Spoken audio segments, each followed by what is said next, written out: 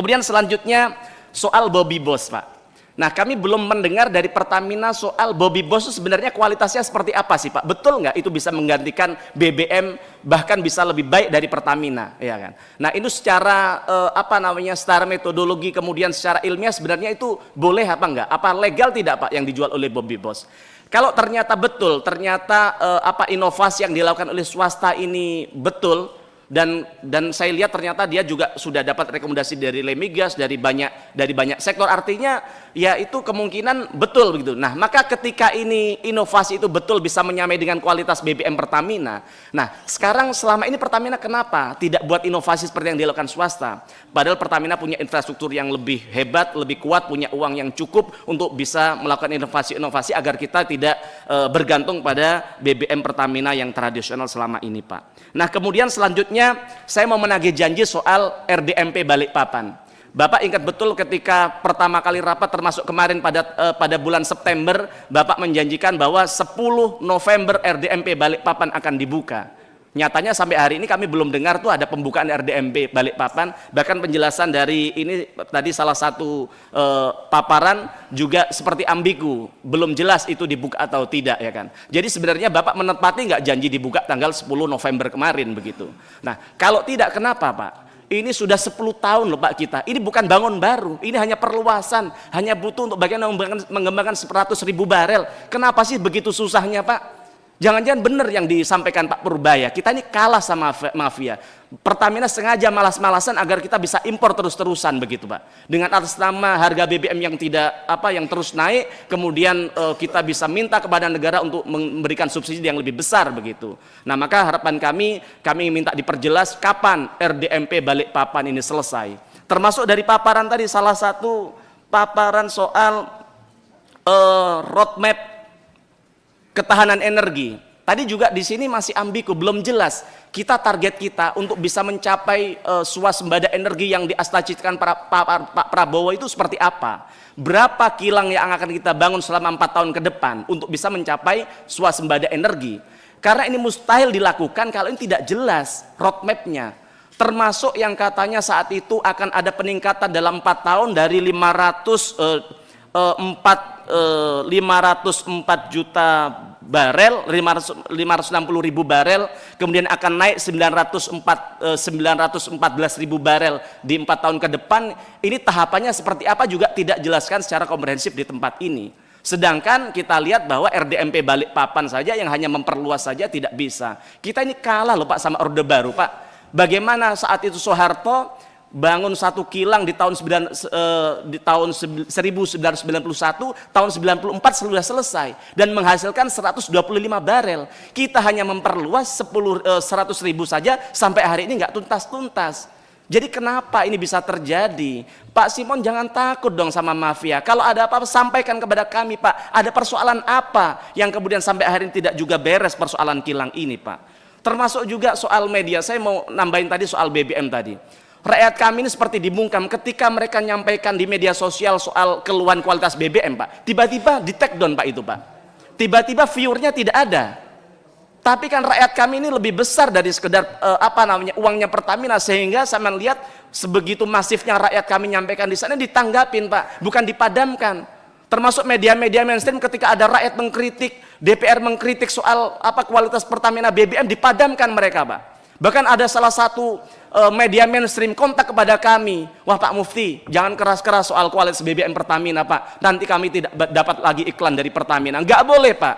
Jangan uangnya digunakan untuk bagaimana memadamkan media, Pak. Gunakan untuk memperbaiki kualitas BBM Pertamina. Jadi kemudian selanjutnya adalah soal RDMP Balikpapan, kami minta jawabannya soal itu, Pak. Termasuk soal skandal PIS. Korupsi di PIS senilai 285 triliun yang kemarin sedang dibuka oleh salah satu aktivis dari Cherry itu, Pak. Itu bagaimana tanggapannya? Kemana 3 kapal kita yang pesan yang kemudian menghilang, ya? Bahkan pabriknya saja di Cina sudah tutup tapi barangnya nggak ada, Pak. Termasuk juga soal markup Olimpik Luna. Nah, kami minta penjelasan seperti ini, kemudian penanganan dari Bapak seperti apa? Jangan hanya berharap kepada penegak hukum, Pak, karena kalau di dalam Bapak tidak diperbaiki juga, tidak dievaluasi, jangan-jangan si orung, si oknum yang menikmati hasil bancakannya ada di dalam Pertamina yang hari ini ada, Pak, begitu.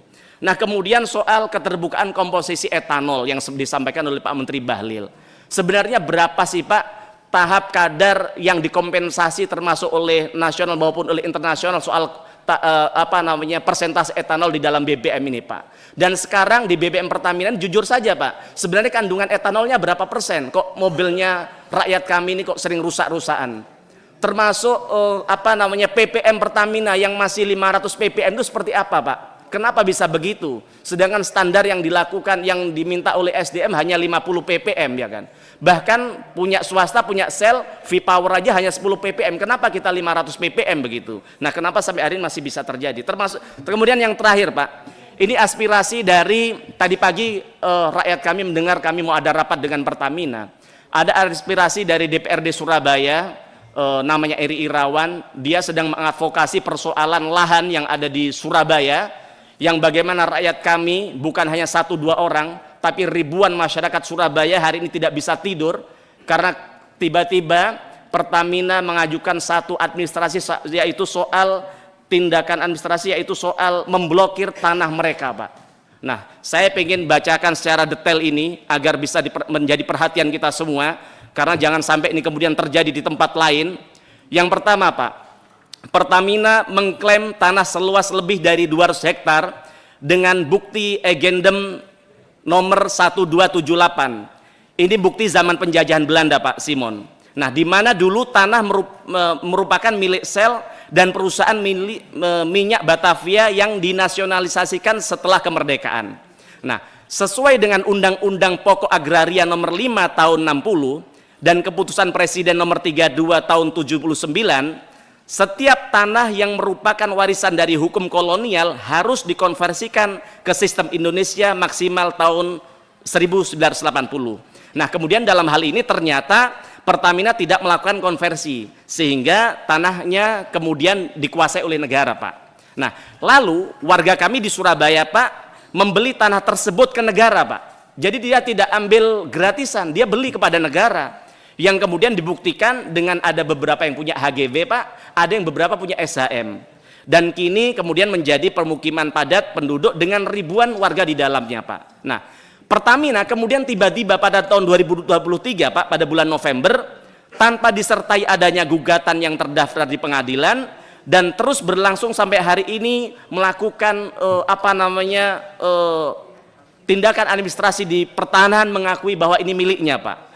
Nah, kemarin rakyat kami sudah RDP di Komisi 2 DPR yang dihadiri oleh pimpinan DPR Pak Adis Kadir, Wagub dan juga Wali Kota Surabaya, dengan kesimpulan BPN memastikan akan mengurus proses tanah tersebut jika sudah dinyatakan dilepas oleh Pertamina melalui Kementerian Keuangan. Nah, maka pada kesempatan hari ini, Pak, kami mewakili rakyat Surabaya meminta kepada Pertamina untuk segera menyatakan melepas tanah agendum tersebut, karena memang mereka tidak pernah mengurus konversi tanah tersebut di sertifikat, dan warga juga telah membeli tanah tersebut secara sah dan membayar pajak kepada negara. Nah, maka harapan kami kalau Pertamina saja sudah membebani rakyat kita dengan tadi PR motornya mogok, kualitas BBM yang tidak baik, harga yang tidak terjangkau. Jangan ditambahin lagi, Pak, beban rakyat kita yang hari ini bisa tidur nyenyak di rumahnya, tiba-tiba diserobot, diambil alih oleh Pertamina, Pak. Nah, maka harapan kami dengan